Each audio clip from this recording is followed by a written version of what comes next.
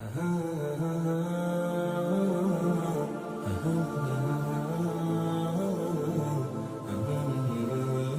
اعظم ابو حنیفہ رحمۃ اللہ تعالی علیہ کو امام اعظم کیوں کہا جاتا ہے؟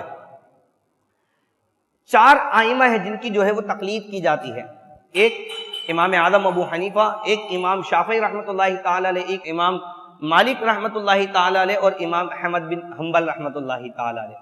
یہ ائمہ اربع، یہ چار ائمہ ہیں جنہوں نے فقہ کے اصول مرتب کیے اور اس کے بعد قرآن و حدیث سے مسائل کو اخذ کیا اور اس امت مسلمہ کو عطا فرمایا۔ اب سب سے زیادہ جو تقلید کرنے والے، جو فالو کرنے والے ہیں، وہ امام اعظم ابو حنیفہ رحمۃ اللہ تعالی علیہ کے۔ اچھا، آج کے دور میں بھی بعض لوگ کہتے بھائی ہمارے ایک ہاتھ میں قرآن ہے، ایک ہاتھ میں ہمارے حدیث ہے، اور ہمیں قرآن و حدیث جب ہمارے سامنے موجود ہے تو ہمیں تقلید کی کیا ضرورت ہے؟ ایک بڑا فرقہ، ایک بڑا طبقہ ہے جو اس بات کو بیان کرتا ہے کہ بھائی جب قرآن و حدیث موجود ہے تو پھر ہمیں کسی کی تقلید کرنے کی کیا ضرورت ہے۔ آپ دیکھیے، اچھا وہ قرآن پر عمل کر رہے، ٹھیک ہے، قرآن صحابہ کرام علیہ رضوان کے ذریعے ہم تک پہنچ گیا۔ اب بخاری شریف اگر آپ کے ہاتھ میں، آپ کہہ رہے ہیں بھائی جب قرآن ہے اس کے بعد یہ حدیث ہمارے سامنے موجود ہے، ہم حدیث پر عمل کریں گے، تو بتائیے یہ جو حدیث مبارکہ ہے، یہ جو بخاری شریف ہے، آپ اس میں جو لکھی ہوئی حدیث ہے اس کو مان رہے ہیں، یہ آپ کے پاس جو آئی یہ کس کے ذریعے آئی؟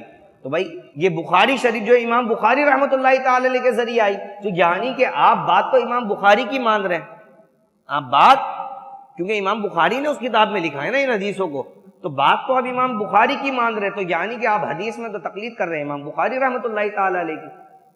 تو یہ جتنی بھی، اچھا بولتے بھائی ہمارے امام صاحب نے منع کیا ہے، ہمارے امام صاحب نے، ہمارے اساتذہ نے، ہمارے جو علماء ہیں وہ منع کرتے ہیں بھائی تقلید نہیں کرنی چاہیے، تو یہ جو آپ بات مان رہے ہیں کہ میرے امام نے منع کیا ہے یا میرے استاد نے منع کیا ہے، تو یہ بھی تو آپ اپنے استاد کی تقلید کر رہے ہیں۔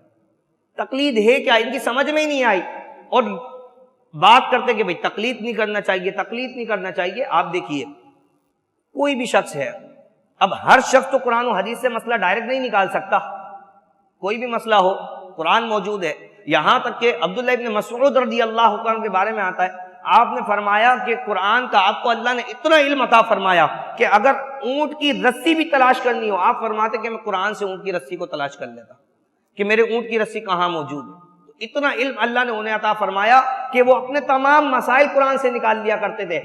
لیکن ہر بندے کے لیے یہ نہیں ہے، اب جس کے پاس علم نہیں ہے اس کے لیے کیا؟ اللہ تبارک و تعالیٰ قرآن مجید فرقان حمید میں ارشاد فرماتا ہے فَاسْأَلُوا أَهْلَ الذِّكْرِ إِن كُنتُمْ لَا تَعْلَمُونَ، کہ سوال کرو اہل علم سے، اہل ذکر سے۔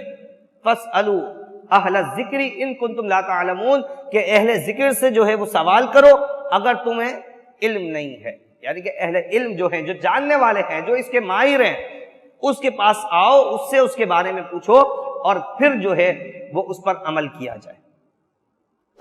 کیونکہ ہر بندہ ڈائریکٹ قرآن و حدیث سے مسئلہ اگر آپ بولیں گے تو ٹھیک ہے پھر داخلہ لے لیجئے، ہر بندہ پھر مدرسے میں داخلہ لے، پھر وہ درس نظامی مکمل کرے، قرآن و حدیث میں مہارت حاصل کرے، اور اس کے بعد جا کر جو وہ قرآن و حدیث کے پھر مسائل نکالنا شروع کر دے۔ اچھا پھر ہوگا کیا؟ فی الحال تو ہر بندہ عالم بن نہیں سکتا، ہر بندہ جو ہے وہ فقہی اصولوں کا ماہر بن نہیں سکتا، اور اگر تمام بن بھی گئے تو کوئی مسئلہ نکالنا ہوگا، کوئی اس سے کچھ مسئلہ استنباط کرے گا، پھر ہوگا کیا کہ جس کی سمجھ میں جو آئے گا وہ اس پر عمل کرنا شروع کر دے گا۔ تو ایک نظام جو بنا ہوا ہے وہ نظام کا دھڑم بھرم ہو جائے گا، وہ نظام خراب ہو جائے گا۔ تو اس لیے تقلید ضروری ہے۔ تقلید کیا ہے؟ وہ ضروری ہے۔ تو ہم جو تقلید کرتے ہیں وہ امام اعظم ابو حنیفہ رحمۃ اللہ تعالی علیہ کی تقلید کرتے ہیں، جنہیں اللہ تبارک و تعالی نے بے شمار علم عطا فرمایا۔